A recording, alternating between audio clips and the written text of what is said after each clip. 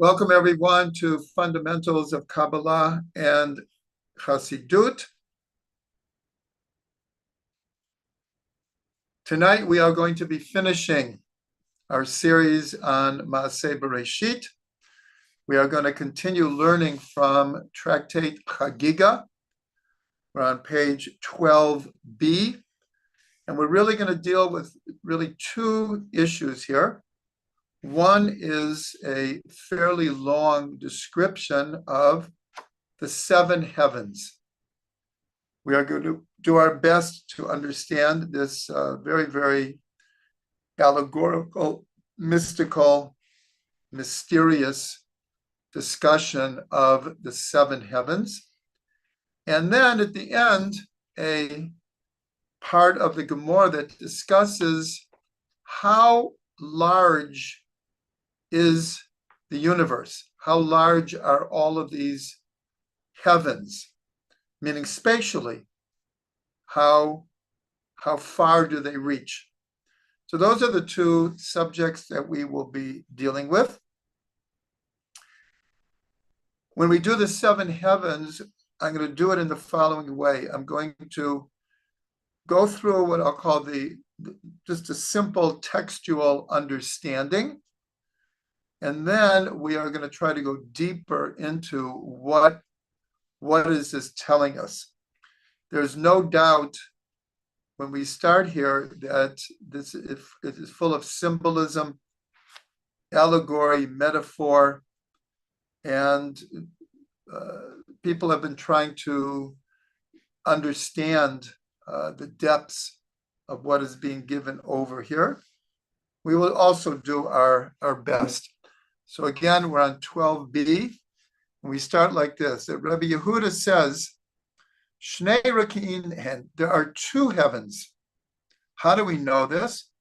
As we've discussed many times, almost any time anyone in the Talmud makes a statement, they have to show a verse where it comes from.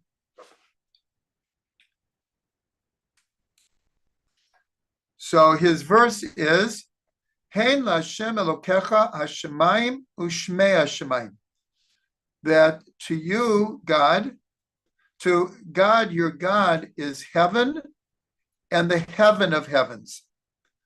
And from this, he understands that there are two heavens. But Reish Lakish, a very, very famous sage, says, Shiva, there's seven heavens. Eluhen. So I'm going to name them in Hebrew and English, and then we're going to go one by one and just explain what Reish Lakish says is happening in each of these heavens. As I said, then we're going to have to kind of revisit all of it to understand a deeper level. So what are the seven heavens? The first one is called Vilon, which is translated as curtain. Even today, in modern Hebrew, a curtain is called the Vilon. The second one is called Rakia. This is one that we know from the account of creation. The second day of creation talks about the formation of the Rakia that's separated between the upper and the lower waters, and it's called a heaven. Here, it's called the sky, the atmosphere, the surrounding space around the earth. The third one is called shechakim, mills, grinding mills. The fourth one is called zevul. This is called a residence, a dwelling place. The fifth one is called ma'on, which is an abode, also somewhat like a dwelling place. The sixth one is called machon, and here Art Scroll translates it as arsenal. It's interesting, in modern Hebrew, a machon means, in many cases, an institution. An institution will be called Machon X, whatever the name of the institution is. And the last one is called arevot. and that is called planes. So these are the seven heavens. So now we're going to go back, and all of this is according to Reish Lakish. So what happens in the first heaven, Vilon? So he says, Eina mishamesh klum, ela nichnas shachri v'yotze aravit. U'mechadesh b'chol yom ma'aseh Bereishit.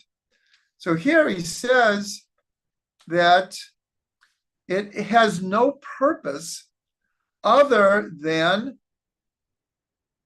morning comes and leaves, and then evening comes and leaves.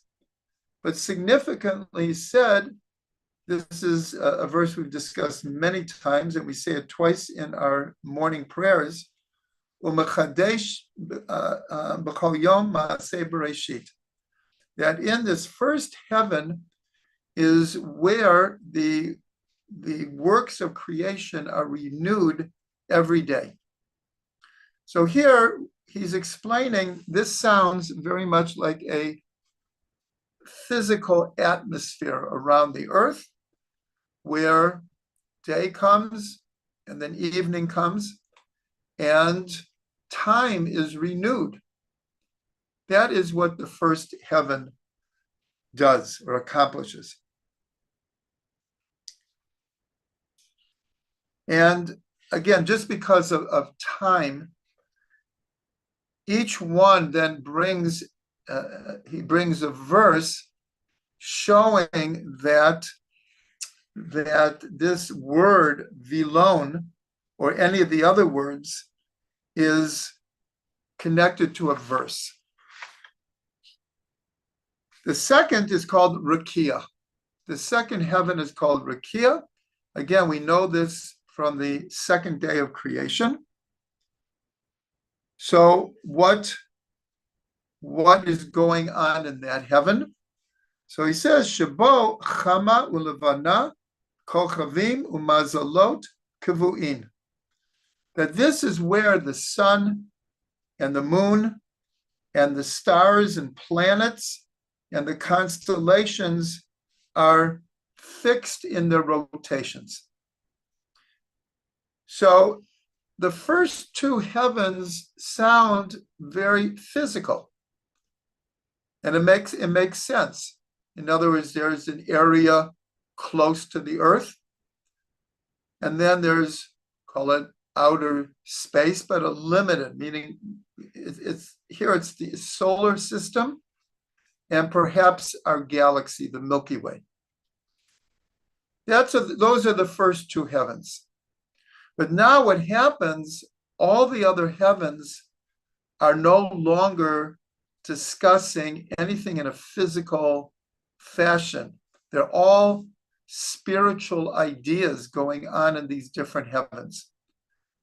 So this makes sense because we know there's a deep connection between physical and spiritual. But we have to understand that at this point, the concept that Reish Lakish is explaining, seven physical heavens, it doesn't compute. The first two definitely are in the physical realm, but now when we go into the third one, which is called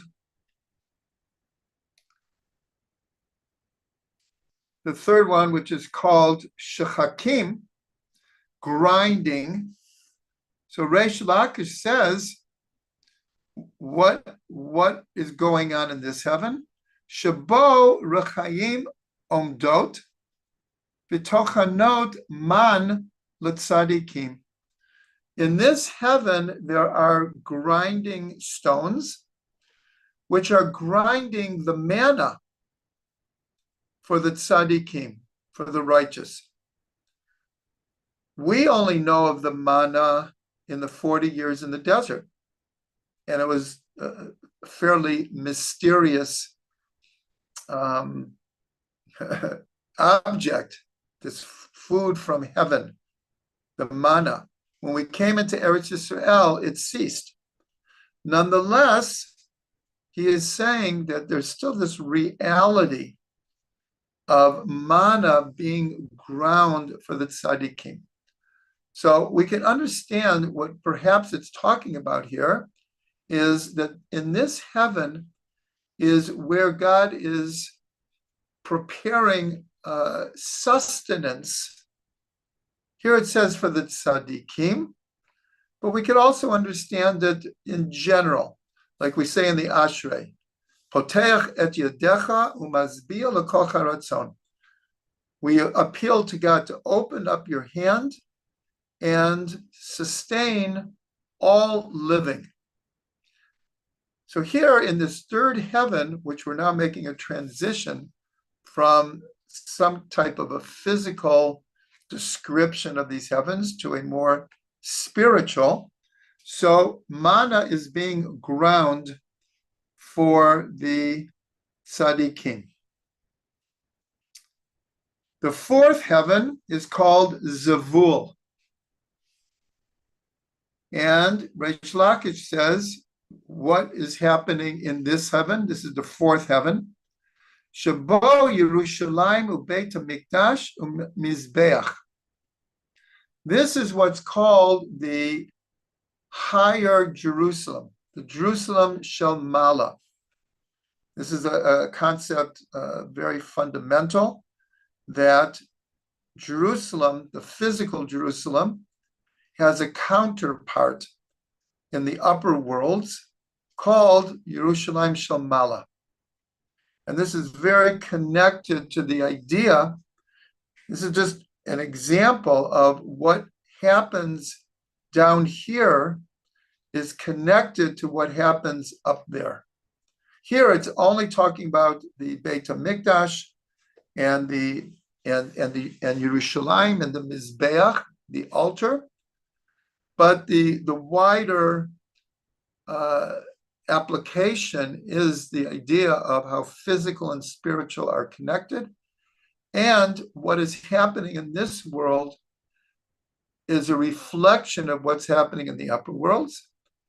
But even on a deeper level, we know that we are influenced by the upper worlds, but also that we can influence from down here what happens up there.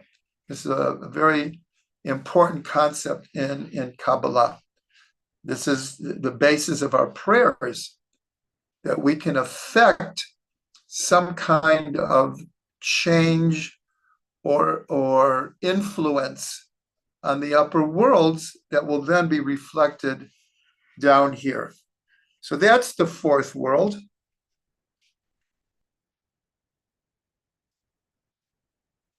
And he adds that Umachayel Hasara Gadol Omed Umakriv Alav Karban. And he adds that one of the called the archangels, Michael.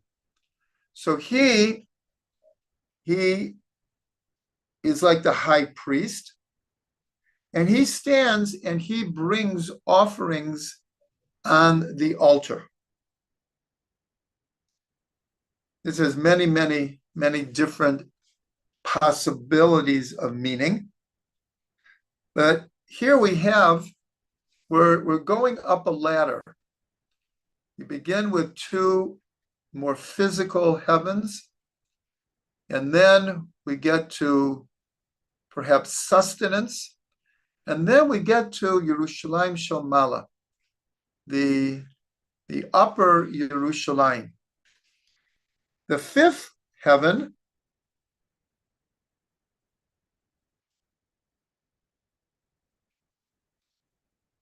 is Ma'on.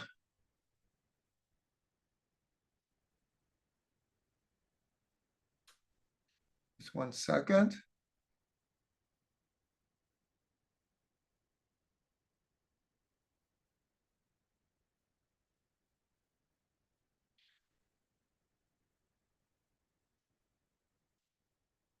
Okay, so what happens in the fifth heaven, Ma'on?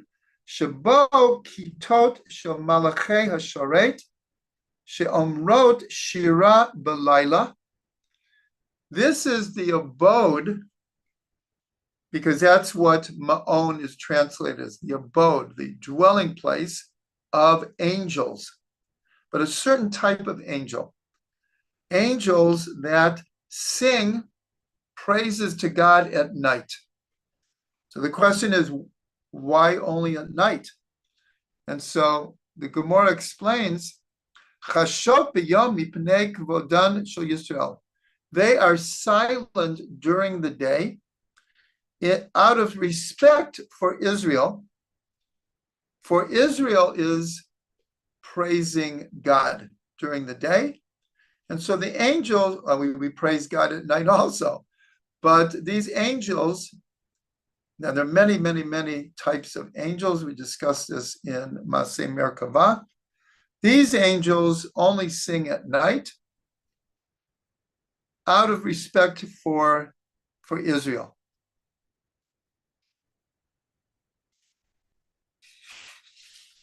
So that's the fifth heaven.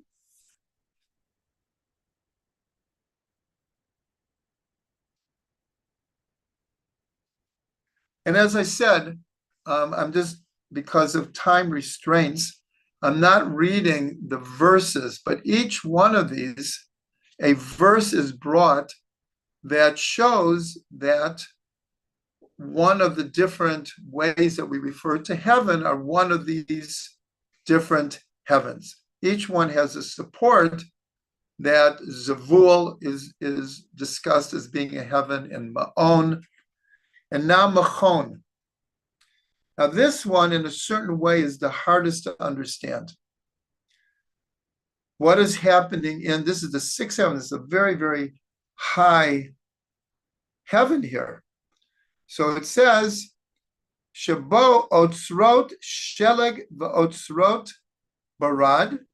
Here there are storehouses of snow and hail. Aliyat talalim ra'im, like attics full of destructive dews, and chadira shel sufa, and also of beads of water, and a chamber of whirlwinds and storms.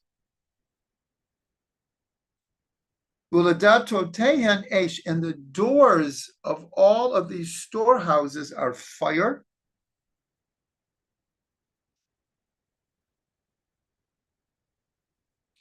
So here it's like we've been dealing with beautiful spiritual concepts, angels singing at night, Yerushalayim Shomala,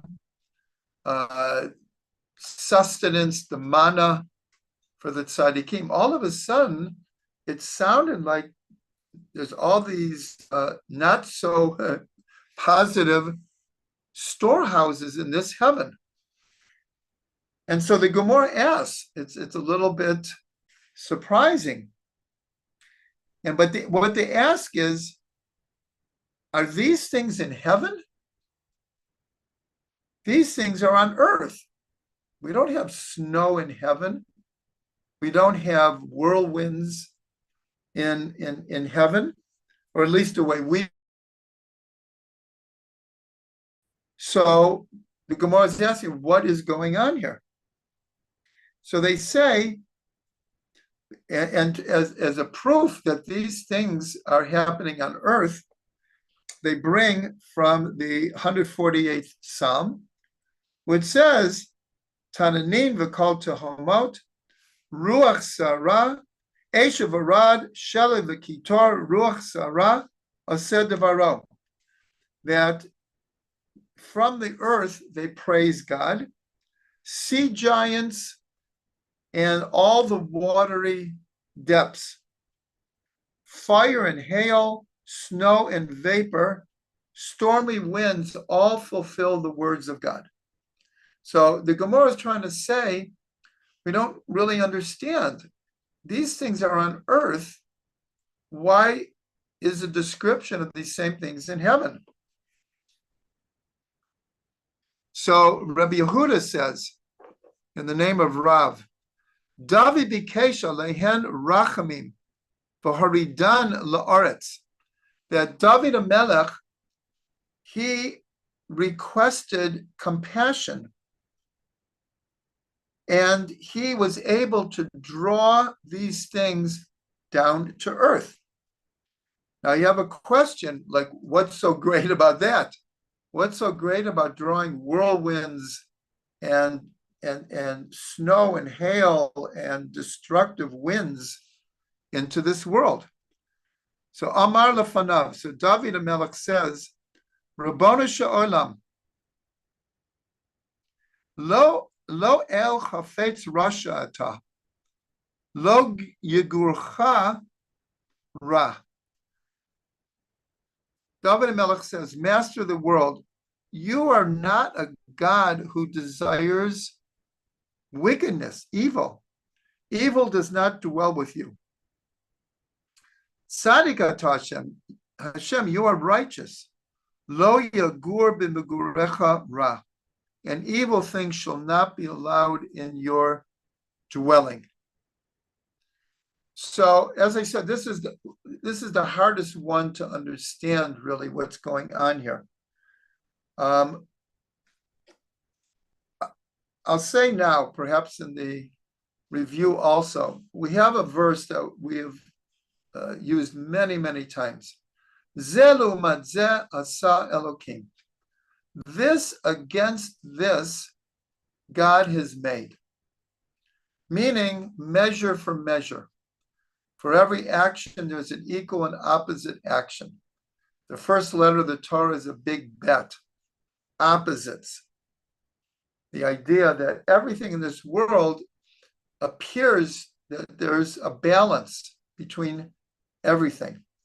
So really, to understand the sixth heaven, we're going to now understand the seventh heaven. Because the seventh heaven is, we'll see, is just full of goodness. And so one way of understanding why in the sixth heaven are all these potential destructive or negative forces. And so in a certain way, what David is saying is, these things, you're a good God. And to maintain a certain balance in the universe, there has to be good and evil. There has to be light and darkness. There has to be positive and negative. There has to be AC, DC. There has to be the high tides and the low tides. In other words, opposites are a fact in the physical world and the spiritual world. And so this heaven, David is saying, I understand that these things have to be there in potential to maintain a certain balance in the universe. But God, you are a good God. So let all of these things, if they're going to manifest, let them manifest down here. And on top of it, who says these things are not good? As I mentioned before, it's been raining for well over 24 hours. There are floods all over Israel. It is somewhat destructive, but without the rain, we couldn't exist, especially in ancient times. Today, we have desalination. We are able to pipe water from the Chariot all the way down to the Negev. But in ancient times, no rain means famine and death. So rain has a destructive element. And in fact, the Gemara says that if rain wasn't so important and it wasn't really the chesed of God, people would pray that it would never rain. Because it's a big hassle. It's a big hassle to go out to the rain. This morning, without exaggeration, we had a hard time getting out of our front door. There was a lake in front of our front door. It had rained so much that you could barely get out. People would pray that there'd be no rain. But rain is the greatest chesed in the world. We couldn't exist without it. So I'm just describing a possibility of understanding why these somewhat possibly negative things are in the sixth heaven. Snow, yes, snow can be destructive. You can have avalanches, etc. But without snowpack, I just read that the Western United States is perhaps in very big trouble because there's been hardly any snow, especially in the Rocky Mountains. And the snow melt every year is what feeds the rivers, especially the Colorado River, which form the Grand Canyon and is it and many other rivers that are formed from snowmelt. They give water to the entire west of the United States. And so when you don't have snow, you could have drought and famine and possibly death. So now we'll come to the seventh heaven. We'll see the complete opposite. And in this heaven, this is called Aravot. And listen to this list, which is in this seventh heaven. Shabbat Tzedek Mishpat Utzedakah. In this heaven is righteousness, justice, and charity. Ginzei Chayim Ginzei Shalom. Treasures of life, treasures of peace, and treasures of blessing. Nishmatan Shel Tzadikim, the souls of the righteous. V'ruchot u'neshamot she'atid lehibarot, and the spirits and the spirit, meaning the ruach, and the neshama of future souls that will be born. V'tal she'atid HaKadosh Baruch Hu lechayot bo metim, and the dew that in the future God will use to resurrect the dead. Tzedek u'mishpat, righteousness and justice.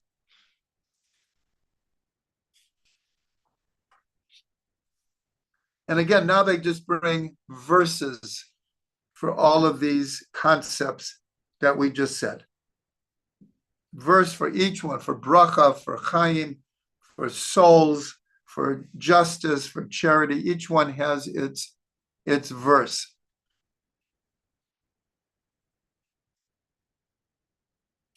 What else are in the seventh heaven?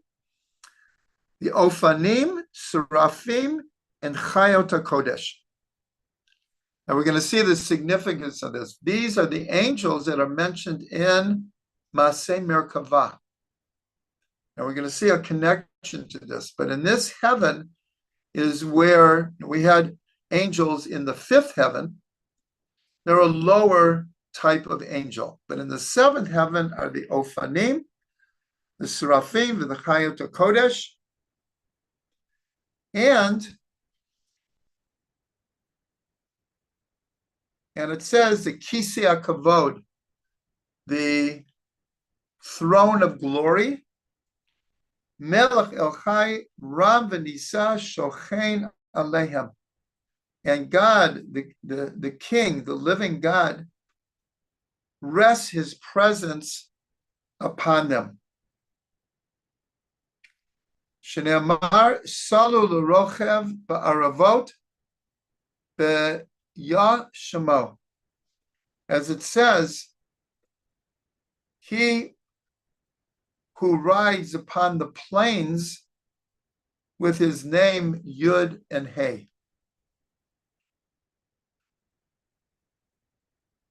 So this is the seventh heaven. So we can now see the balance between the sixth and the seventh heaven.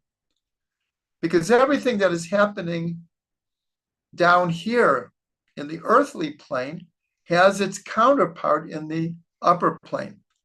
And so the sixth heaven, There is negativity in this world. And its source is in the sixth heaven. But David prayed and said, you are not a God of evil. And this is the concept that we've mentioned many times, that no evil comes from God. The possibility of evil, that is how God created the world. But evil itself does not come from God. So now the Gemara says, and with this we'll end this idea. These are the seven heavens. We've, in a certain way, finished the seventh heaven, but Reish Lakish adds something more. He says, Yeshet Choshech Sitro, Sivavotav Sukato. So he says from, and he's quoting from Tehillim, the 18th Tehillim. He says, darkness, cloud, and thick cloud surround him. And it also says, Chashchat Mayim Avei Shechakim. He made darkness his concealment around his shelter, the darkness of water, the clouds of heaven. So the Gemara asks in great surprise, Reish Lakish is saying God is surrounded by darkness, by concealment all around, the darkness of water, the clouds of heaven. So the Gemara says, can this be so? Don't we have it written, Hu gilei amikta umistarta yadama bechashecha unahora ima shara. He reveals the deep and the mysterious. He knows what is in the darkness, but light dwells with him. So here we have a verse that's saying that God dwells with light. He knows darkness, but God dwells with light. But the first thing that Reish Lakish says is God dwells in or surrounded by darkness. So we have a seeming disagreement here. And so, which is very typical in the Gemara, it says, Lo Kashya. There is no disagreement here. When it says that God is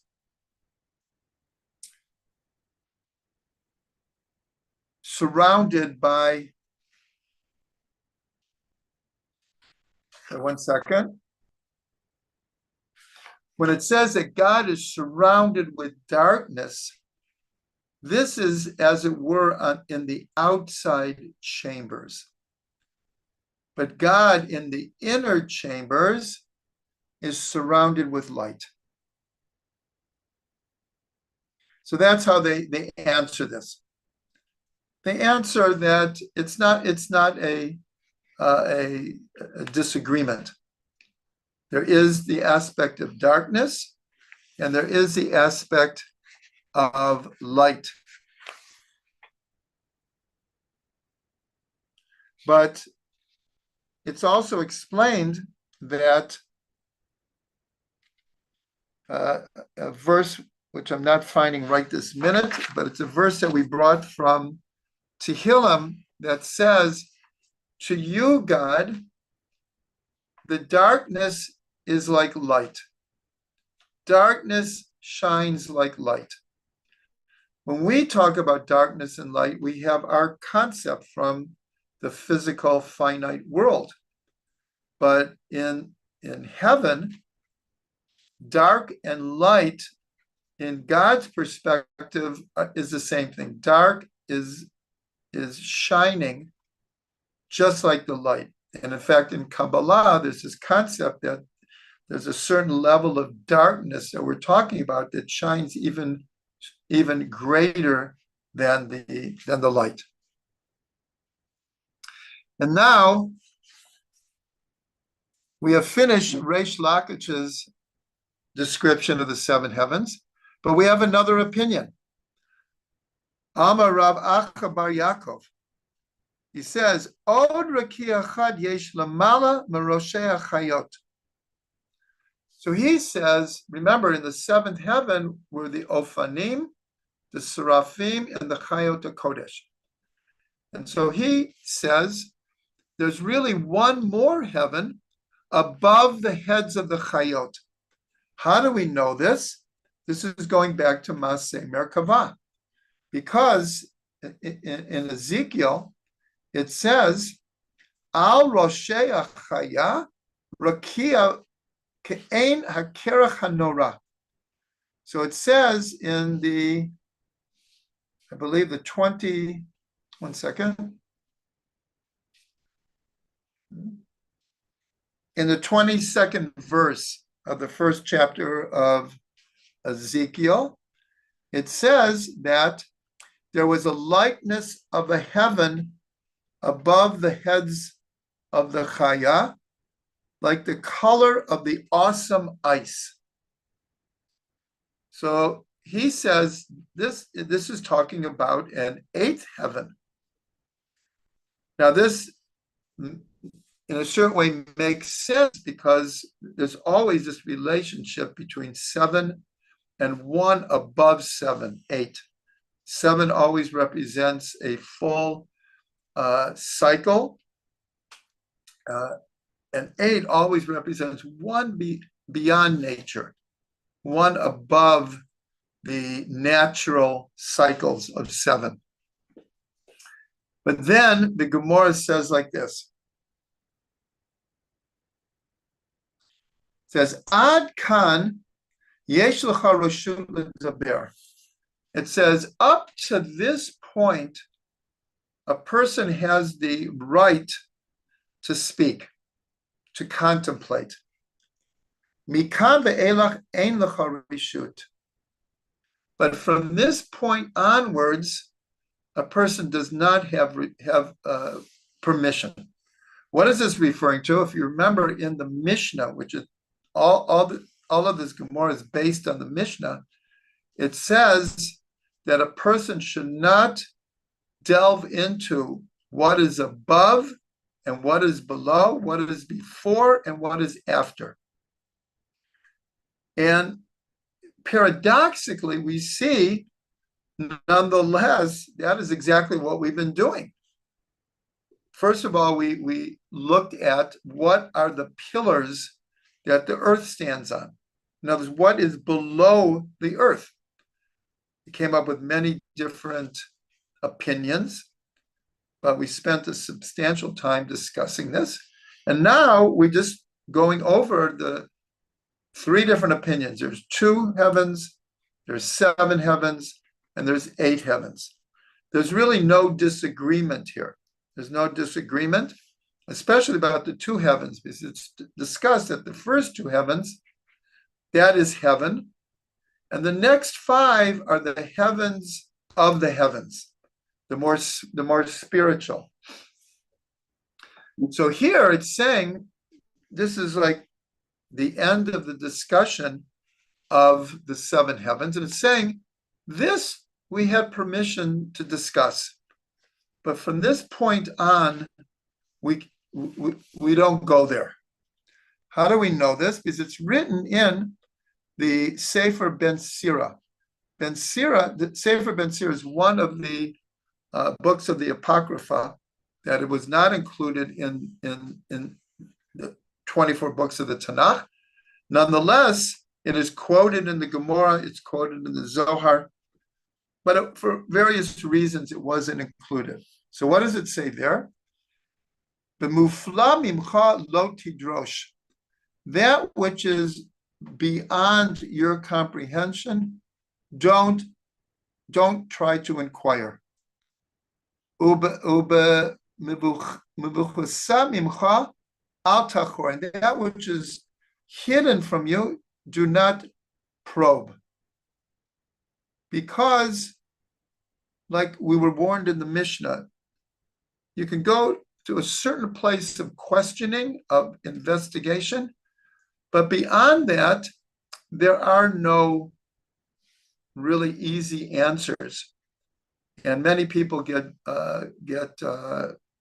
very confused when trying to go beyond what they can comprehend. Now, I want to go quickly into trying to understand these seven heavens. First of all, I'll say many attempts have been made to understand the symbolism, the allegorical meaning of what has happened in each of the heavens. I'm going to bring you just from Rav Ginsburg. Rav Ginsburg explains that these seven heavens, and I have to say some of them seem to parallel what is happening in each one of these heavens, where other ones it's harder to understand. But he explains that these seven heavens, as far as they relate to us, are seven different levels of meditation. And I'm going to go through them very, very quickly. And it's basically the earth and the seven heavens. Because remember, first we discussed what is the earth founded on. And then one of the opinions was on seven pillars. And here we have seven heavens.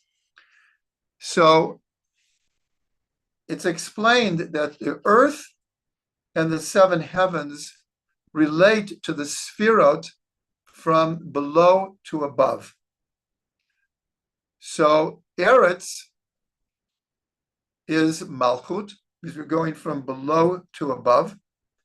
Vilon, which is the curtain, this is Yesod. The Rakia, and this is the only thing that's a little tricky, is that sometimes Netzach and Hod are counted together. And here, the Rakia is called what's called a Teret HaYesod, the crown of the Yesod. This is connected actually to circumcision. When the foreskin is cut off, it reveals what's called the Ateret HaYesod. In biological terms, the head of the male organ. So this is called Ateret HaYesod, and this makes sense because we're saying that Eretz, that Vilon and Rakia are both in the physical level, whereas the other heavens are the more spiritual. The Shechakim, the grinding, is Netzach and Hod. Zevul, which is a residence, is Tiferet. And here I'll just explain. In Zevul is where the temple is. And we're told that the temple was among the most beautiful, stately, awesome physical buildings in the world at the time. And this connects to, of course, to Tiferet. Ma'on is Gevura. Machon, this is the sixth heaven, and this is the interesting one. And this is where all the potential negative things are. This is Chesed, though. As we said about rain, it has an aspect of Gevura, but it's true Chesed. And the highest heaven, Aravot, connects to Bina. Here we're in the upper realms of the Sefirot and the upper realm of the heavens. But now let's go back and look at what Rav Ginsburg is explaining, that each of these heavens, and it's like a ladder. and one builds on the other, and it's different types of meditation, but there's a deep logic to this, a deep unfolding. So on the level of Eretz, of the land, so this is the meditation on the 6 continual mitzvot. There's 6 continual mitzvot mentioned in from the Rambam, and the 6 are belief in God, and they're called continual mitzvot because they apply to every person in every place at every time. They're more mental mitzvot. So they are the belief in God, the not having any other God or belief in any other power other than God, the unity of God, love of God, fear of God, and not running after our heart and mind. So the first one, belief in God, is the first of the 10 commandments, Anochi. Not believing in other gods is the second of the 10 commandments. Unity of God is the Shema. Love of God is V'ahavta et Hashem Elokecha. You shall love God, your God, with all your heart, with all your soul, with all your might. The 5th one is the awe and reverence of God. And this is from a verse that says, what does God require from you other than to have awe of him? And the 6th one is the 3rd passage of the Shema in Tzitzit, Lo taturu acharei levavchem v'acharei nechem. Do not run after your heart and your eyes to fulfill your desires. So there are 6 continual mitzvot. And Rav Ginsburg, I have to say, I've taught whole hour classes on something I'm trying to give over in like 3 minutes. But these 6 mitzvot are connected to the 6 directions.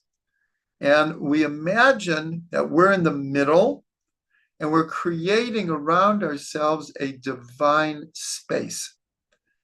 And we meditate on these 6 mitzvot, and we are the meditator in the middle. And that is based on the idea that there is a 7th mitzvah that wants to be continual. And that's mentioned in the Talmud, that it's stated, would it be that a person could pray the whole day through? Here, meaning being in a prayerful state of mind. So again, we're the meditator. We are prayer, as David said, ani tefillah, and we surround ourselves with these 6 mitzvot. The same meditation is used when shaking the lulav to the 6 directions and then back into the heart. We shake to the 6 directions and then draw back to the heart. That is the foundational meditation. Just like the earth is our foundation. We walk on the earth. So Rav Ginsburg says that this meditation is the most fundamental and foundational meditation of all meditations. Now, quickly, we're going to go through. We said that in the vilon, the curtain, the only thing that happens is day and night happen, and the creation is renewed.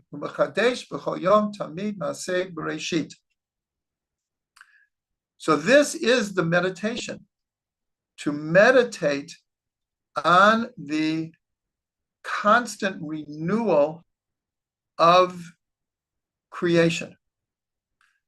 And I'll say that sometimes when I'm, let's say, low energy, uninspired, maybe don't know what to do with myself right now, sometimes I sit down and just even for 1 minute, just think that right now the entire cosmos is actually being recreated, not just in our imagination.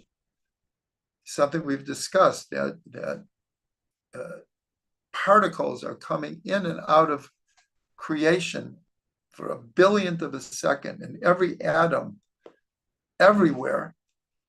And the world is literally being renewed. And sometimes just to contemplate that for a minute or two gets us back into out of our rote and routine. So this is a whole type of meditation. Then in the next heaven of a Rakia, the firmament. So this is the meditation on the 22 Hebrew letters. As we said that the first two heavens were more physical, and we know that when we say that God creates the world through speech, it's through the Hebrew letters.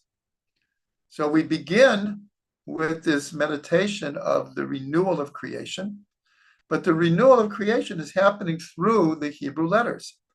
So here, it's infinite what we can meditate upon on the Hebrew letters. Everyone is invited to come to our website or YouTube and see the 23 videos I made on the Hebrew letters. It's infinite what one can meditate on the Hebrew letters. The next heaven is called Shechakim. That's grounding. So after the letters, you make a word. So this is what the Baal Shem Tov taught when it says, God said to Noah, Bo el teva, come into the ark. But we know that the word ark means word.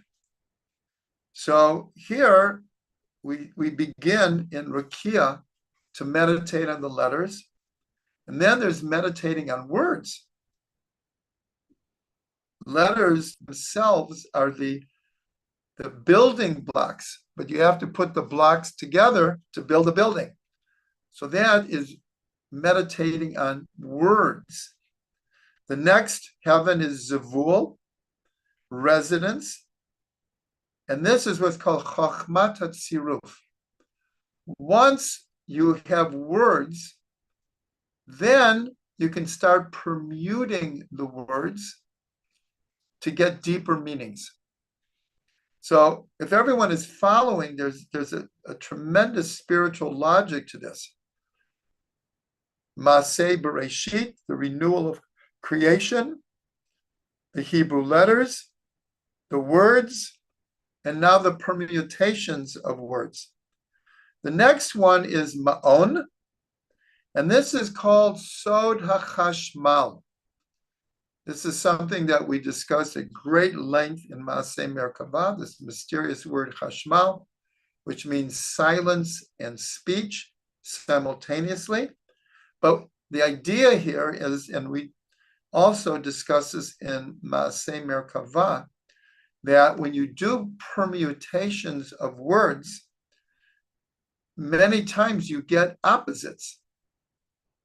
Chashmal, silence and speech. So in other words, once you start permuting, you enter into this idea of opposites, paradox, and seeing a bigger picture. That is what's called Sod HaChashmal.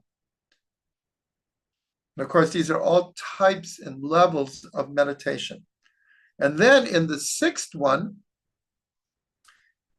and this will help us understand why these potentially negative forces are in the sixth heaven.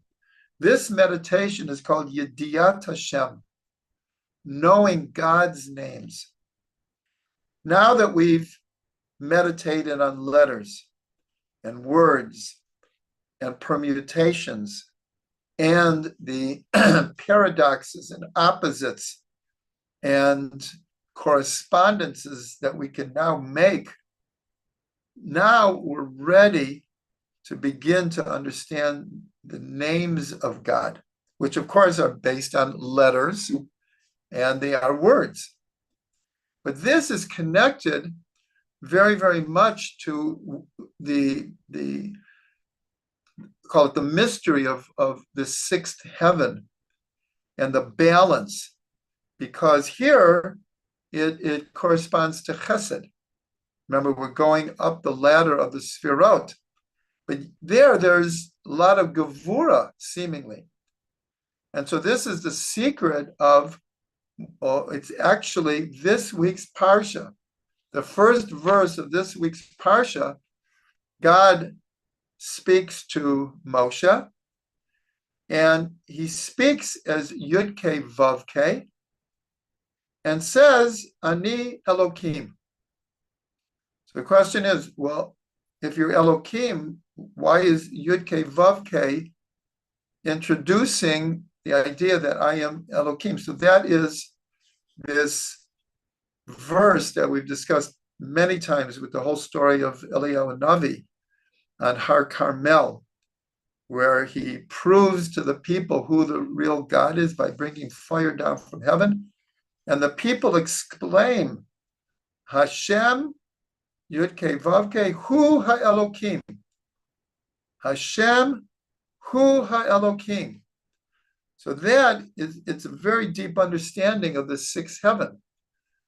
Because, again, David wanted to bring it down to here because he understood that these potential negative things, in their essence, are also God's chesed.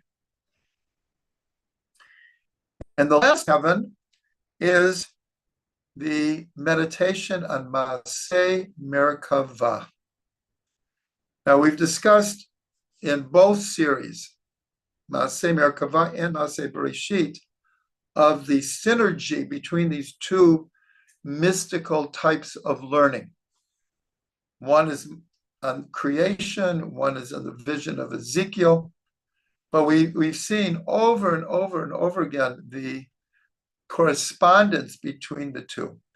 So here, this idea of the seven heavens is placed in the Gemara in the discussion of Maaseh Bereishit. And in fact, the first heaven, Vilon, the meditation is Mechadesh B'chol Yom Tamid Maaseh Bereishit. But the last heaven is meditating on what's called Maaseh Merkavah.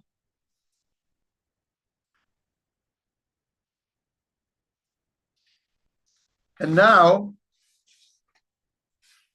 there's this one last idea in the Gemara, because I do want to end the series tonight.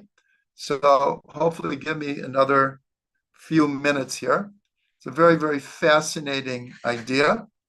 I'm just going to explain on the outside.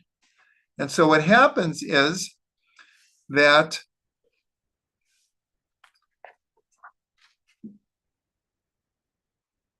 the evil king Nebuchadnezzar made a statement.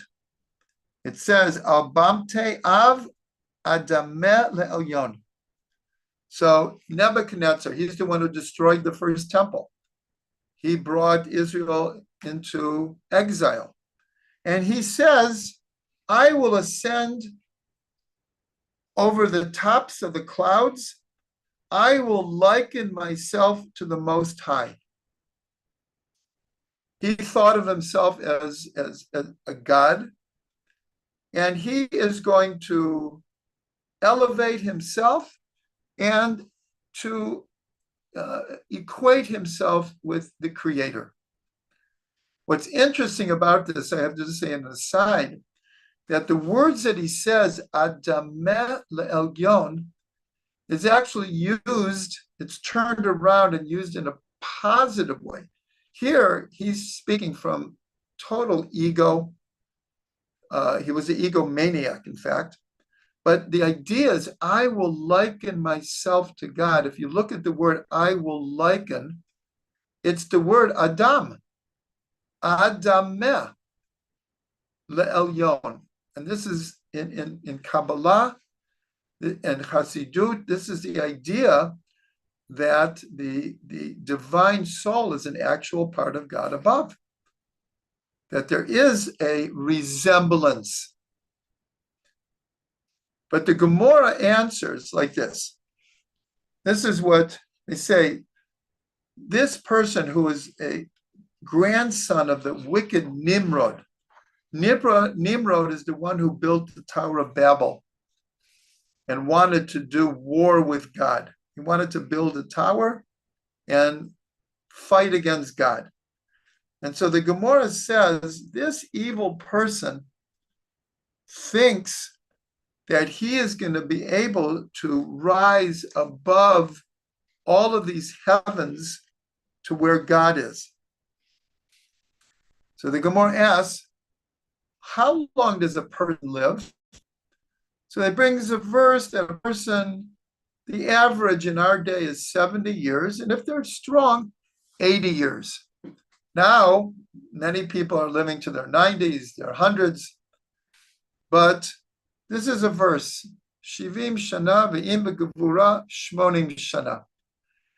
And they bring this, what they're saying is like, this evil person is only going to live 70 or 80 years. And he thinks that he's going to be able to reach the highest heaven. So then comes a discussion, how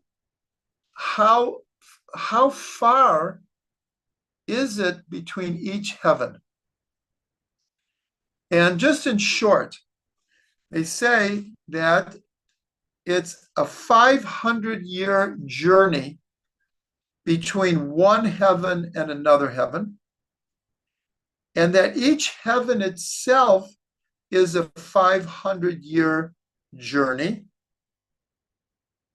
And so if each heaven is 500 years, in between is 500 years.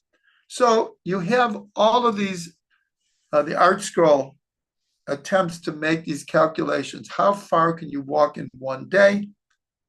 Multiply that times 500 years, multiply times each of the heavens, multiply times in between each heaven, and you get tens of millions of miles. But then, listen to this. Then after it says that, it says, but remember we said that the Chariot are in the highest heaven. So it says that the feet of the Chariot, meaning the seventh heaven, the feet of the Chariot equals all of the preceding time and space. And between the feet and the ankles also includes all of that. And from the ankles to the knees, and from the knees to the midpoint and to the chest. In other words, the spaces get larger and larger and larger and larger. So, and in the end, it just brings it back and says, after we've said all of this, Nebuchadnezzar, you think that you're going to be able to reach the highest heaven and resemble God? And they end by saying, no, you're going to end up under the earth in the lowest hell, the lowest Gehenna. And that ends the discussion of Maseh Bereishit. And then it goes on to Maseh Merkavah, which we've done already. But when I read this, two things came to mind. Remember, this is written 2,000 years ago. The Talmud is 1,500 years ago. Until recently, and we know that the ancients, Jews and non-Jews, had a tremendous understanding of astronomy. They mapped out the constellations. They knew the cycles of the year, the constellations, where the sun would rise, where it would set. They were actually quite advanced, but when you think about it, they had no instruments. They did it all from sight and logic. So in the ancient time, even let's say you go out to the dark desert where there's no lights and there's no moon, and you look up at the sky, and usually you can see actually the Milky Way in that kind of a sky. But how many stars do you actually see? Maybe thousands. And yet the Gemara here, that's all you could see. But the Gemara here is saying that whether we're talking about the physical universe, the spiritual heavens, the combination, because we know physical and spiritual are connected, they are describing an incredibly large universe. But they couldn't see it. But they sensed it through revelation, especially when it says, okay, again, you take the 500 years of each heaven, 500 years in between each heaven, and then all of that is only from the ankles, from the foot to the ankles of the Chariot. And all of that is reproduced from the ankles to the knee. In other words, they're trying to describe in symbolic terms a phenomenally large universe. And so it's just something that I've mentioned a number of times because it just absolutely fascinates me that now that they knew it from the Hubble telescope and now the Webb telescope, they're now describing a universe with tens of billions of galaxies. We're talking about, and this is the second thing, light years, billions of light years. We have no concept how many zeros there are when you say billions, but they're now seeing galaxies that are that far away. And what I found fascinating here is when they're trying to describe how far something is, they actually do it in time, 500 years. And what is the year that they're talking about? How far you can walk in a day times 365 days. That will become the 1 year of the 500 years. So in a certain way, they are talking in the way we talk about light years, because light years is how far light can travel in a year at 186,000 miles a second times 60 seconds in a minute times 60 minutes in an hour times 24 hours in a day times 365, that equals a light year. But here their description is very similar. And I found that very, very fascinating, that they understood and the connection between time and space, and they're describing how big the universe in connection to time. And time is intrinsically connected to light. But I would actually say it the other way. Light is intrinsically connected to time.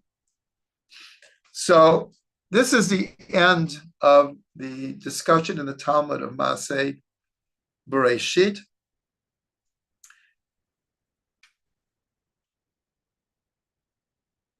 Looking for a inspirational way to wrap this all up.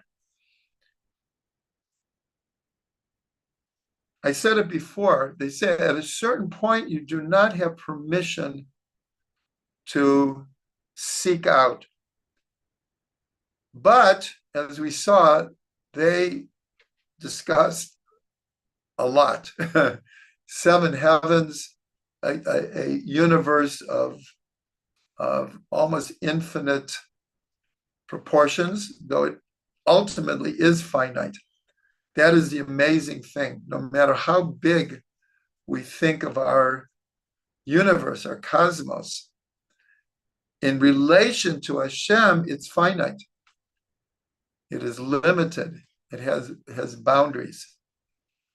Anyways, may we all be inspired by these teachings. When we go back into the account of creation, we should know that every single word of Maaseh Bereishit has virtually infinite meaning and depths to it. And I can only pray that the learning that we've done has whetted our appetite for each and every one of us to pursue, not necessarily just Maaseh Bereishit and Maaseh Merkavah, but of course, learning the entire Torah, and not only learning the whole Torah, but living by it.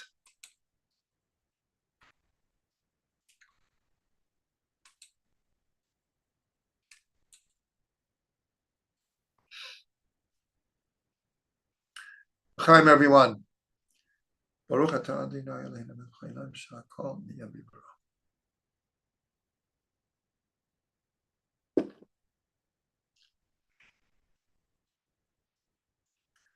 Okay, first I'll unmute everyone.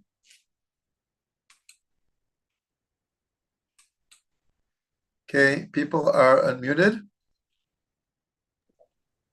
Amen.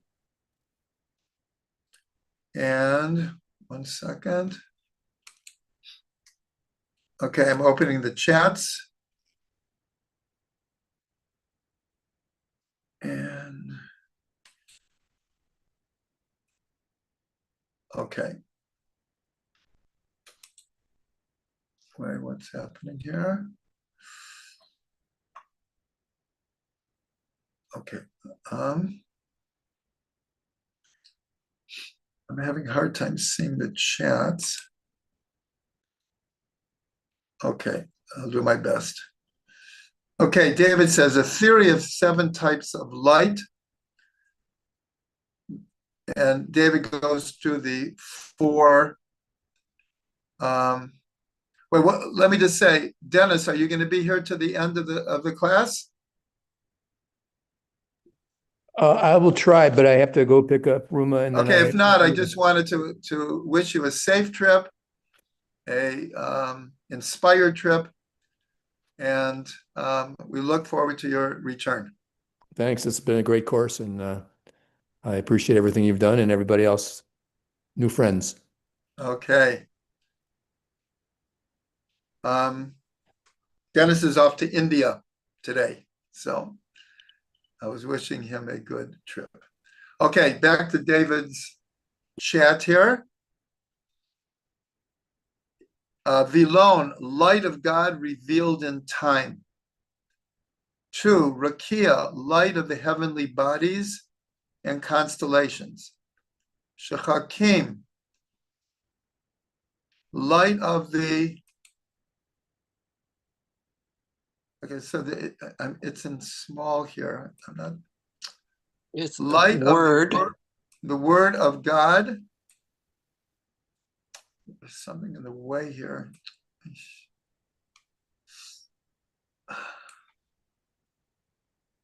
Light of the word of God, heavenly bread. Zivul, light of self-sacrifice, the worship of the heavenly temple. Ma'on, light of God's loving kindness, direct good administered by the angels. Machon, light of persecutions and suffering, indirect good. Aravot, direct light of God himself. David, that is so good. Really. You really integrated this and gave it over very beautifully. Do you want to say anything about it? It's really good. Baruch Hashem. I know. It's just fun to think about these things. Thank you for giving us the Yeah. chance. Yeah, this is very, very good. What I was trying to explain, this was not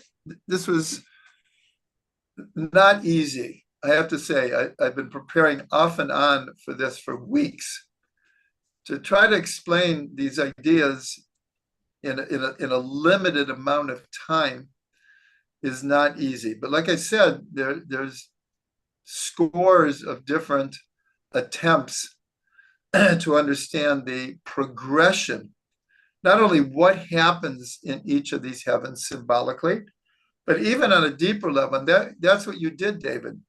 You took the idea of light and you created a connection to what is in each world, but also a progression of one theme.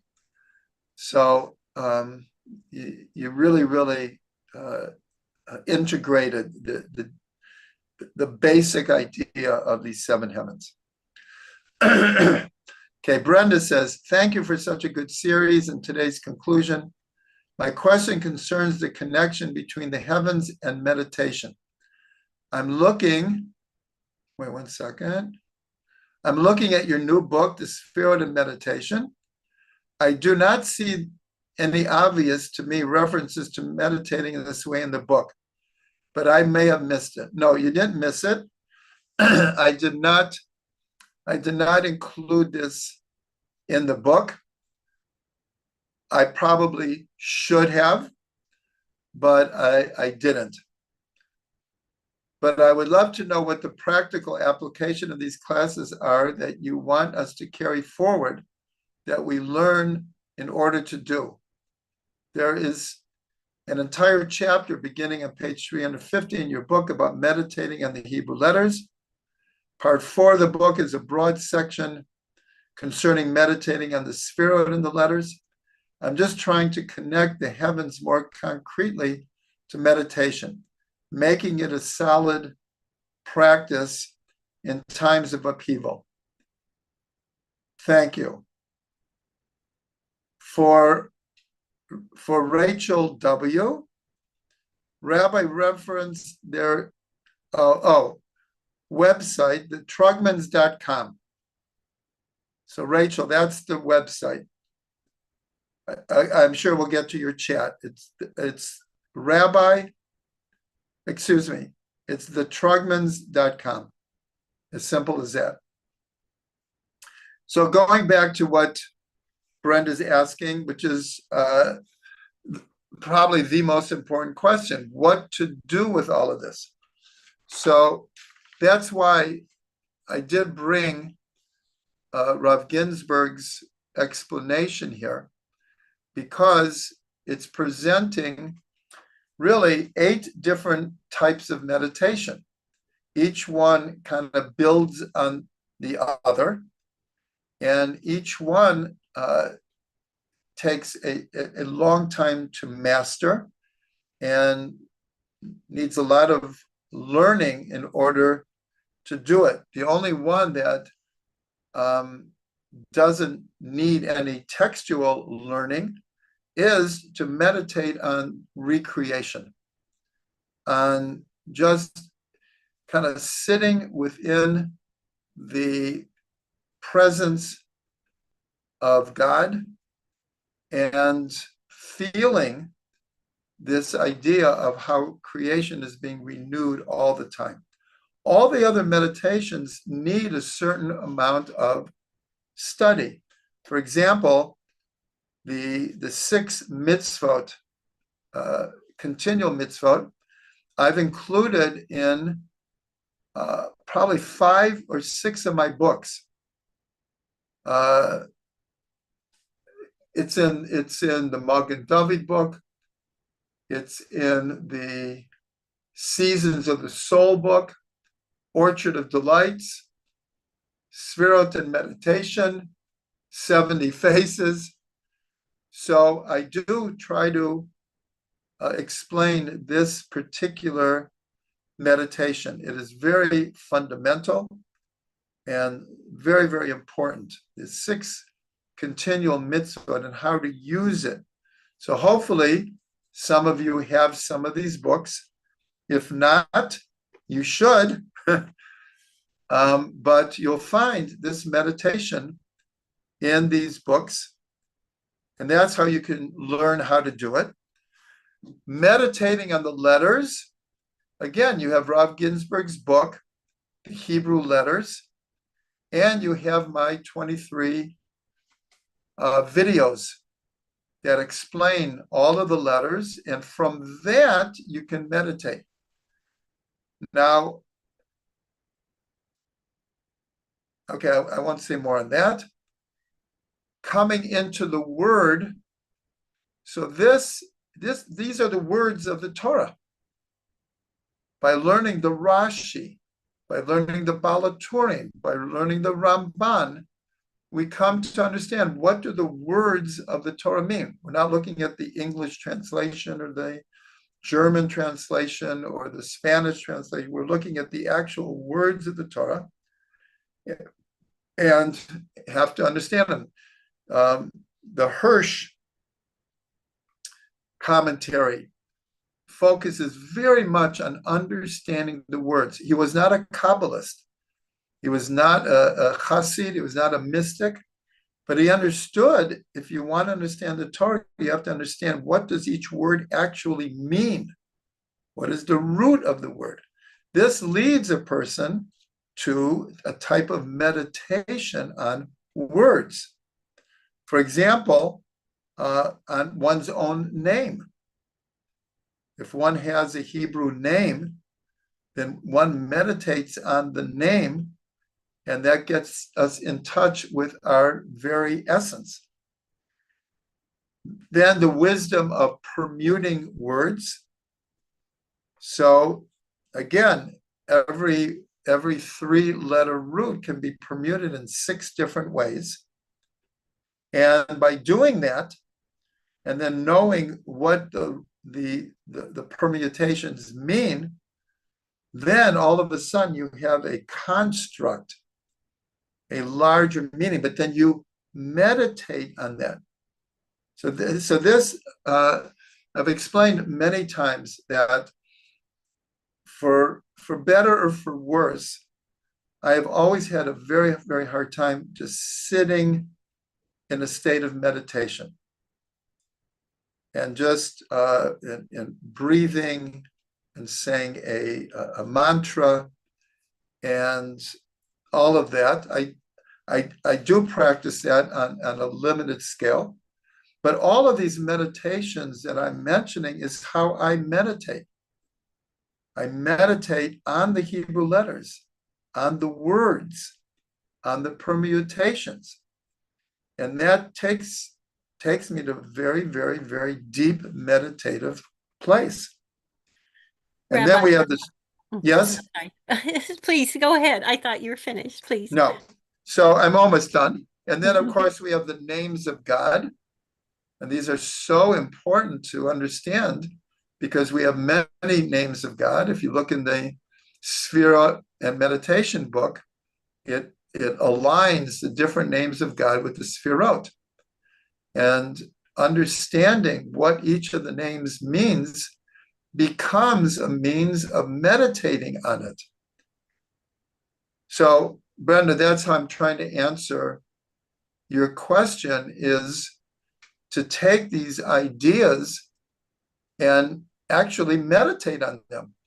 And that leads us to deeper understanding because according to Rav Ginsburg, the purpose of Jewish meditation is to, first of all, is to come closer to God, to have more of a realization of our own soul, but in a deep way. That's why the Hebrew word is hitbonenut, from the word bina, which means to understand and to build.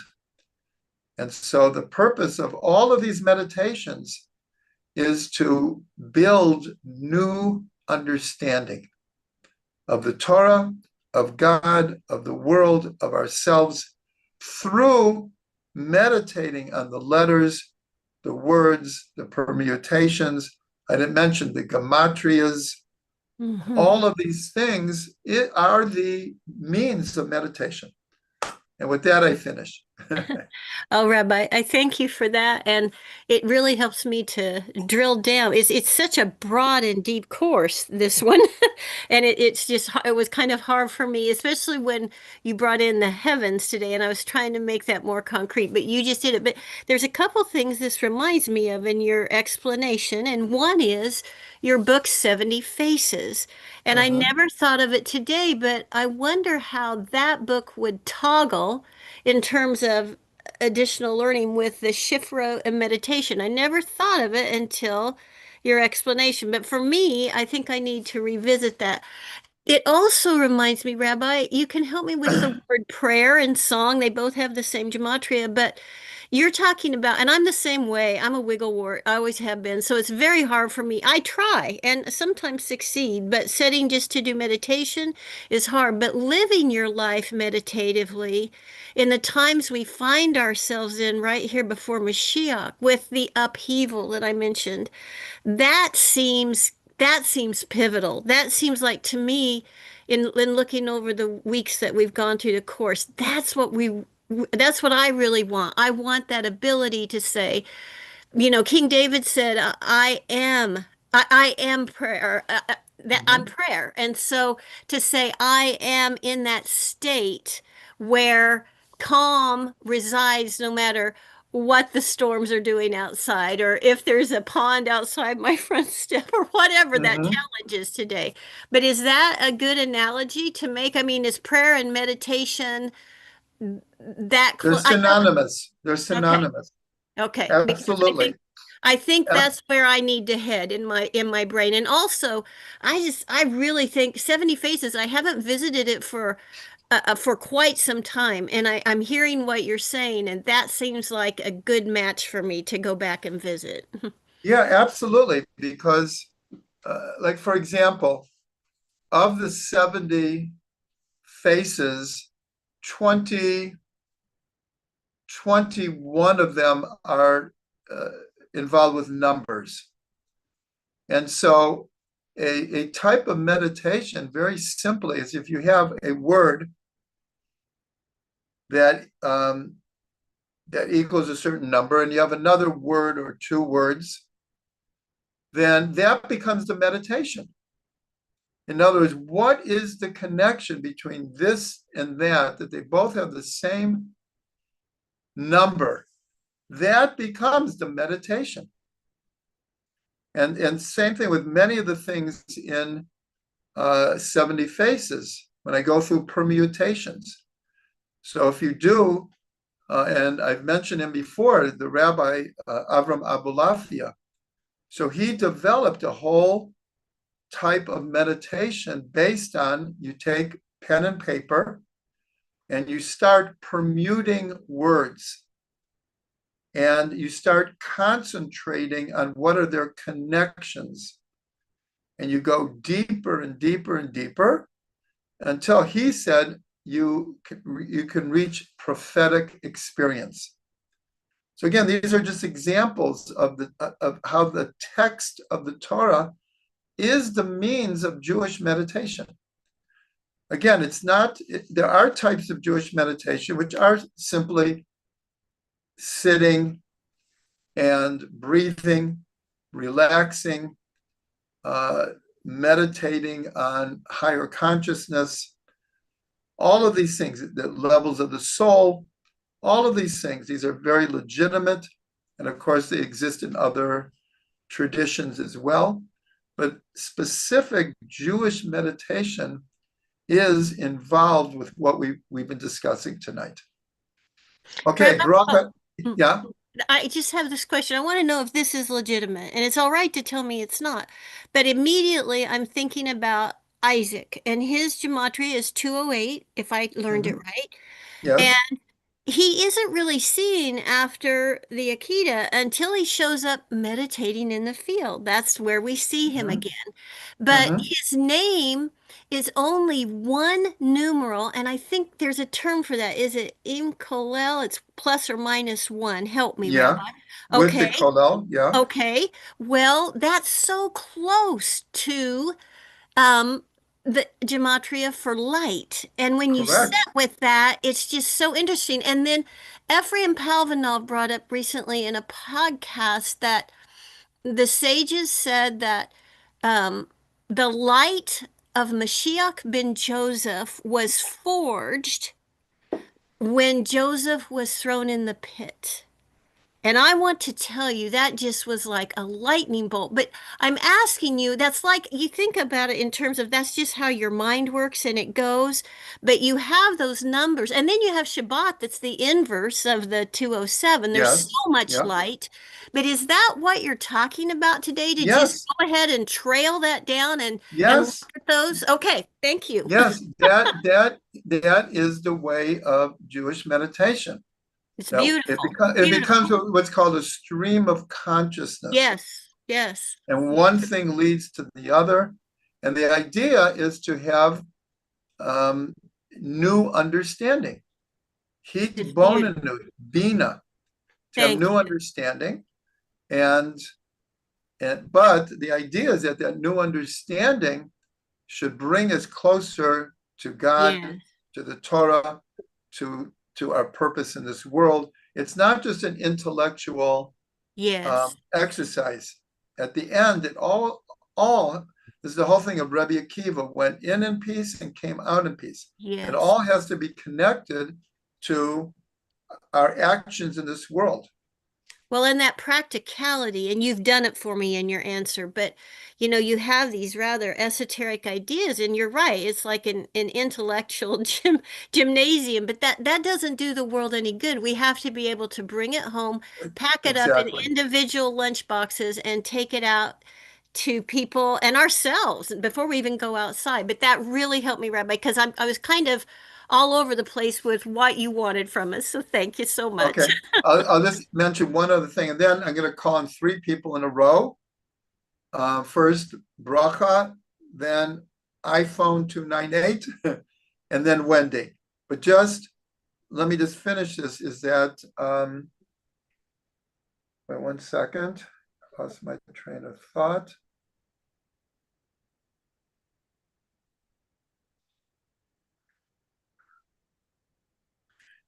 Oh, the idea that Rabbi Nachman discussed it, that we should turn our Torah into prayer. This is something we've discussed before. So it's the same thing. We turn our meditation into prayer. Let's say we're meditating on either letters, words, permutations, numbers, names of God, whatever it is.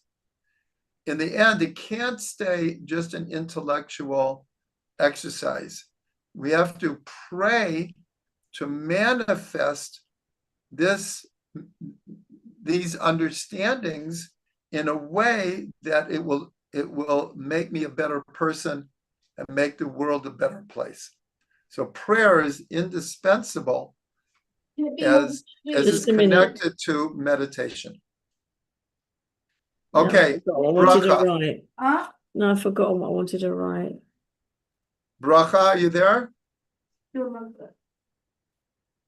Yeah, I'm here. I'm having trouble with my video, which is probably a good thing. So this is very interesting. So what I've been understanding and what David really said, I thought brought it together amazingly. And what Brenda was saying also, what you were saying now, to me, I don't know. Meditation also was hard for me to sit in one place because I'm always up and down and down and up. But I find that a voice also because you're musical and you have I would imagine a very nice singing voice, right? I've heard your singing voice before. You have a very nice singing voice. So when I listen to Torah from a person who's a musician, to me, it's already a meditation. Mm. And I'm already like in that When zone. you ask me, I need to talk. You have to be quiet. Yeah, Yeah. Mhm. a bit more of a braised thing than a stir fry now. It was a stir fry, it's changed. Wendy, I think that's you. Okay. Yeah. Wait. I was just asking to, I heard noise in the background. I'm not sure if it was Oh, coming from you. okay. Sorry. Okay, so Bracha is finished and we're gonna get to you in a minute. Bracha, continue. Yeah, and also when one is talking about the different worlds, it's so difficult because I mean Hashem has made patently clear, I think, what he wants from us through the Torah, through the halachot, morally. He's made it very clear, but the problem that we really have, and the Rebbeim talk about it, is we really see only light through a very small prism here in this world. And True. we're seeing the rays, we're seeing part of the picture, let's say. I mean, when something happens, or we don't, to us, these things look negative because that is our ability to understand them and our perception. I mean, as murder is always negative, right? That's always considered a no, or it's obviously certain things that are detailed in the Torah. We know Hashem does not like, do not blank blank blank. But on the other hand, I believe that and the connector to the seven worlds. I mean, the Alter Rebbe says the connector to all of the worlds is through Torah and learning. And to me, that is meditation. Yeah, absolutely. Yeah, So thank you. And okay.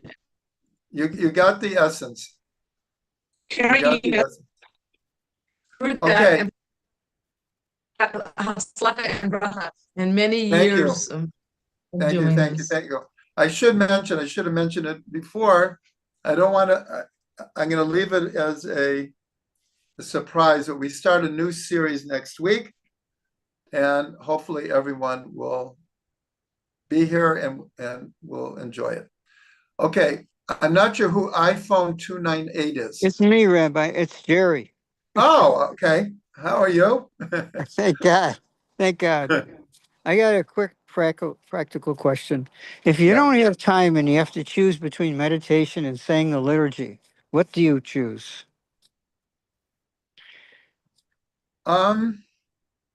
Squeeze for time in chakras. It's the morning. Lots Yeah. going on.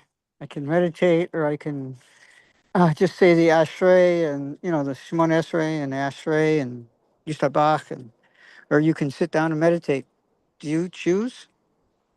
I usually put them together. Meaning I don't see it as, I see them also as being synonymous.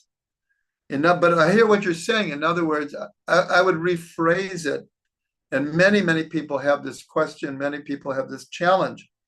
If I don't have time to go through all of the prayers and I'm just rushing through them, and I barely even know what I'm saying because I just want to get through all of them, is that better, or should I mean, there are certain laws about the minimum of what you should say, but many people will say it's better to say less and get more out of it than more and get very little out of it.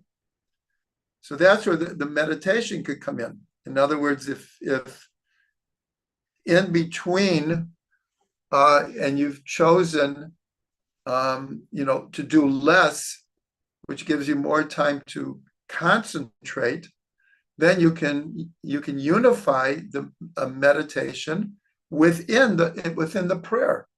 I don't see it as like, no, I'm going to meditate, therefore I'm not davening. I don't see it Let me like that. rephrase that. Yeah. You know, you got the 18 brachot right in the beginning. If you just meditate on the word Baruch and you meditate on Atah, everybody could be done by the time you're done with the first sentence. No, of course, this is a challenge that we all face. What can I tell you? That's why, for example, in the book I wrote about the Shema, I say that it takes 5 seconds to say the Shema. In my book, I bring 200 meditations. So I say that obviously there's a certain level of trying to keep up with the congregation, but Shema can be said anytime during the day, and one can meditate on the Shema at any time. So again, these are difficult choices that we really have to make all the time. That no, we can't. Now I have to say there are people, we know it in the Mishnah, that they used to take an hour to say the Shemona Esrei, and they would actually meditate. Maybe not minutes on each word, but they would actually go into a meditative state. And meditation and prayer became virtually the same thing. So you're suggesting you could do this outside the tzibur? Yes, absolutely. I never thought. Absolutely.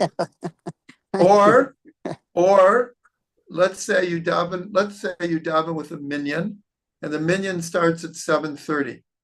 Well, nothing stops you from getting there at 7 and taking a long time to do Pesuki de Zimra with meditation and singing, out loud or to yourself. Do you hear what I'm saying? Same thing in Mincha. I rarely finish Shemona Esrei in time to do Kedusha, because I just can't just rush through it. So these are very personal kind of decisions we all have to make, how to make our prayers more meaningful and yet be part of a congregation and all of that. I hope this helps a little. Jerry? Where'd you go? Okay. Okay, Wendy. Hi. So I'm struggling a bit with this because in a sense it's very different from the usual idea of emptying the mind, because what you're talking about is really filling the mind. Correct. I have to say, correct. And I've heard Rabbi Ginsburg talk about the whole concept of bittul, but here the I is very much present. I mean, in your idea of being in the cube, in the divine space, we're in the center of it. We're very much there. So I'm trying to kind of put that together with the whole idea of bittul. Okay, bittul is its own kind of meditation, but we can't just jump into what's called bittul. There has to be a mechanism. There has to be a method that we can get our egocentric consciousness into a place where we can meditate upon bitul. And so, for example, when I said that this meditation of divine space, the 6 continual mitzvot, can be used for shaking lulav. So there's so much space there. I usually take around a half an hour to shake lulav, because it becomes, it's actually my favorite meditation of the year, is shaking lulav and everything that's there. And so, yes, there is somewhat of a contradiction that if you're doing Hidbonanut and you're, whether it's on the letters or words or permutation, you're there. But that doesn't mean that your usual egocentric view of everything is there. In other words, when you pour yourself into prayer or song or these types of meditations, this leads to bitul. This helps lead to bitul, or it can.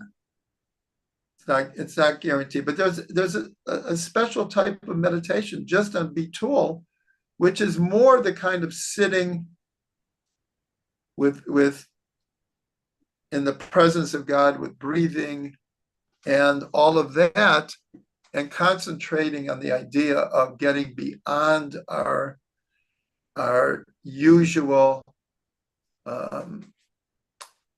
ego, put it that way. Does this make sense, Wendy?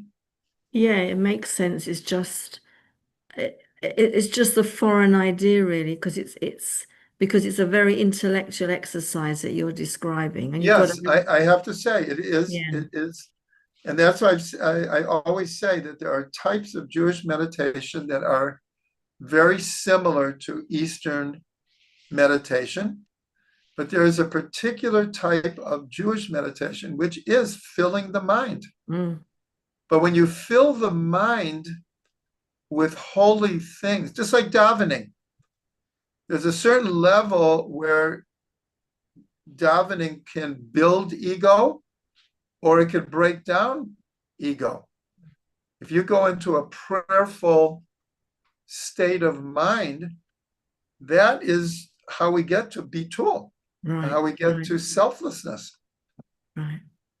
So these are very complicated Yeah, matters which need lots of thought and a lot of practice in order to find what works for each person. Every person is different. Different things work for different people. thank you.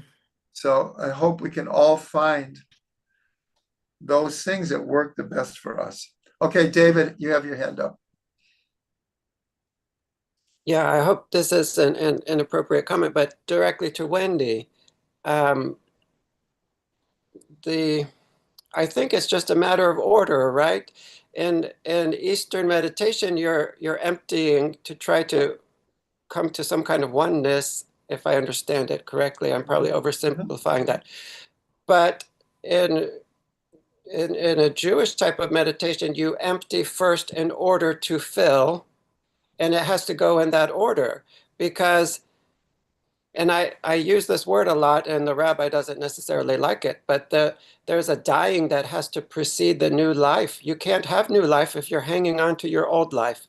So a way to picture prayer, I suppose, and I haven't really thought of it before this time, you have to die first, and that means separate from the flow of time, that the day that has already been, the day that is coming, separate from all of that, submit to that death, slow your breathing, and then once you have died, you can be reborn. And the rebirth process is a filling. He has to fill you, and you make the space for that to happen. Okay, so I agree half with you. What you're describing is totally true, real, legitimate.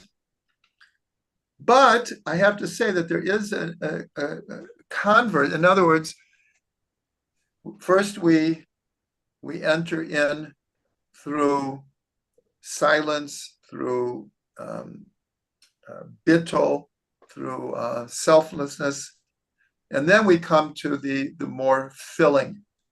But it also works that you start with the filling and you get to emptying yourself out. Mm. I think that's the novel idea. What you're describing makes perfect sense. That first you have to become a vessel, right? You have to be a vessel for these higher types of meditation. But it also works that that by filling your mind, you get to a place beyond the mind. And this is especially in prayer. I have to say, in, let's say, the Amida, you say the words. Yeah, there's a lot of words, but there's a certain place in the prayer where we're invited to get beyond the words. And in a certain way, that's the essence of the prayer.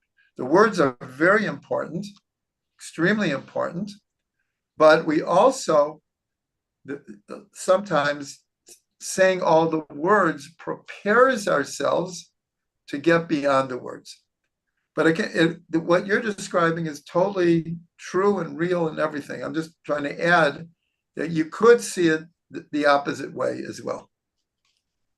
Okay? Okay, Sean. Hello, Rabbi. Hi, how are you? I'm okay. This actually started with me wanting to ask you about when Moshe was drawn from the water, and where it says Moshe Tihu, and Yeah. it has the same. I just noticed the other day that had the same letters as Tohu, the last Yes. three. So Yes.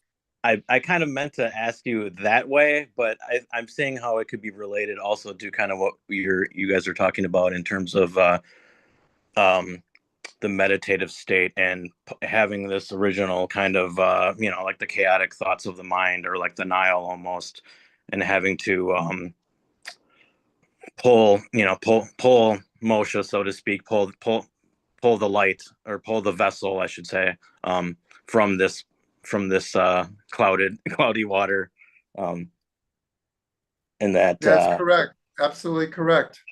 What you're saying. Pulling him yeah, I'm from not sure how to Tohu. tie it together. But yeah, yeah, like I said, originally I meant to ask you about like the deeper Kabbalistic sense, but I can see now that it's directly related to what you're speaking about here, and Okay, yeah, it's just yeah, great. Thank you for bringing that up. It's very yeah, no important. problem. He's Thank being you. drawn from the water, has very deep connotations, not just physical water. He's being drawn from the water of Torah. He's being drawn from a previous world of Tohu. All these different things. Okay, we're getting towards the end here. I want to see if I can get through quickly the chats if we miss someone. Rachel, Okay. I hope you got all of the answers that you wanted about. Yeah. Yeah, this is Yes, Rachel right here. I just wanted to say something quickly. yes, Thank you please. so much for this class. It was amazing. It's one of my first times here, and a lot of it went over my head. But I just had a really quick practical question. You said that when you daven Shemona Esrei, and you're often not in time for the Kedusha. And I'm also in the same predicament, and I just wanted to make sure, and I've asked before, Rabbi, and I believe that like you just are basically stop and you don't continue your Shemona Esrei, and you don't respond to Kedusha, Right, and then that's what I when it do. Yes. right, okay, I'm just confirming with you too, because that's what I've always Yeah. done, but I see a lot of people don't maybe know that or do it, and so I Mhm. just wanted to see if you also did it that way, because Yeah, that's what I believe is the proper that's way what to I do do it. it, and then I just continue where I am. Thank I you. mean, Thank you. Mm-hmm. sometimes I do. I have to admit, like rush at the end so that I can do kedusha. Uh-huh. But a lot of times it's just I just don't want to rush through, Right. and so Well, then it's also a personal choice. the other question, I mean, the other interesting Mhm. thing about this is that sometimes in the Kedusha, they tend to bring songs on Shabbat, or that, like, and so then, and I end up humming with the songs, or I don't Mm. know if that's an issue, or you're supposed to be completely silent. No, for me, I hear what you're saying. Shabbat, because of that, I usually do try to end with everyone else. Okay, all right. Okay, that's good to know. I do try to end with every else because a lot of times Kedusha is, very beautiful and spiritual and Yeah. everything. I heard that I Yeah. heard that I don't know if it was Tanya but I heard that at the end of the Tanya, I believe, it says that you're supposed to daven with everybody, and that's how come, there's a lot of these problems in the world because we're not but then it's hard to daven, word for word with everybody. And I heard that it was in the Kedusha specifically where we're supposed to all specifically. So is that maybe why you try to? I mean, again, it's a good thing if you can do both, if you can concentrate on your prayers and get through all of them and answer Kedusha, that's ideal. But sometimes we sometimes the person leading their prayers is going very fast, and it would entail cutting off your own prayer just to be part of the Kedusha, which he's going to go through very quickly anyways. Thank So, you so much, Rabbi. yeah. Sorry to interrupt with this No, mundane not at all. question. And Not your at all. class But is it's amazing. like it's a personal choice that has to be made each and every time in a certain way. It's not, Beautiful. yeah. Okay. I look forward to hopefully continuing to attend. Really Oh, enjoyed your good. class. That's great. Where do you live? I'm in San Diego, San Diego. California. Oh, okay, great, great. I hope you'll join us Good. often. I'm a Luntsman. Hi. I'm in Oxnard. Oh, that's And my nice. daughter is in Santa Cruz. Oh, lovely, lovely. Okay, let me just go through the rest very quickly here. Bracha's asking if we could have a meditation at the end of the class. Okay, let's do it for a few minutes. I just have a few more to get through here. Dara says, what you are saying reminds me of noticing how my classes, even the Parsha Sefer I learned this year on Shabbat, consistently speaks to each other. I don't know what you mean, Dara. Well, like things that will come up in one class that speaks to Oh, something that came up in another class. oh, of course, And it's yes. just like noticing those connections and holding on to them and just it's like something, okay, pay attention to, and just also just realizing how connected everything is. But it really You're right, deepens the learning. absolutely, It deepens the learning for each one. absolutely, absolutely. Okay, Brenda, you wanted to share something, but just try to do it short and I short. will. I will. This is about the power of words, and it ties directly into what Yohanatan was talking about Uh-huh. calming the chaotic thoughts. Rabbi, you came to mind in such a powerful way on Erev Shabbat here because I believe I was having so much trouble with chaotic thoughts, and all of a sudden I could just hear the Shema, but it was in song form. And it was just like peace fell over the whole cabin.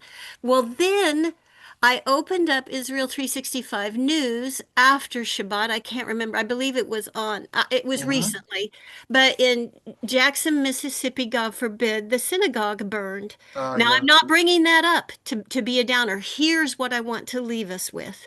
This is what really happened. When one of the congregants went in, on top of charred library was the book with Shema open. It was completely untouched by the fire. The words were not burned. There were Torahs that were damaged or God forbid they were ruined, but there was one Torah that had made it through the Holocaust and it made it through this. But to think about today's class, why am I bringing up the power of those words and those letters? They did not burn. It's not magic. It's kind of like a touchstone for me for today's class that what you're asking us to meditate on in our own minds, it carries out into the physical plane. And to me, that was just it's a terrible situation, but yet in the midst of that darkness, Mm. there was the light of these two events that concern the words and the letters. And to me, that Wow. was just, it was very powerful. Yeah, it is very powerful. Yeah. Wow. The eternal Torah. Okay, Bracha, is your hand up from before? I know you wanted Yeah, to it's no, it's up from before. I just don't know how to do anything. Okay, Yeah, I thank re- you so much. I was just trying to type out here, but I can't seem to do this. I have a doctor's appointment. I'm gonna have to, but thank you so much. And Hatzlacha, hopefully God okay, willing, okay, I very good. I will see you. Thank you. Okay, okay. So I think let's call this an evening. I'm excited to go on to something new. I'm still meditating on what it will be, but hopefully it will be very good. Hopefully everyone will have a good week. Let me see 1 second.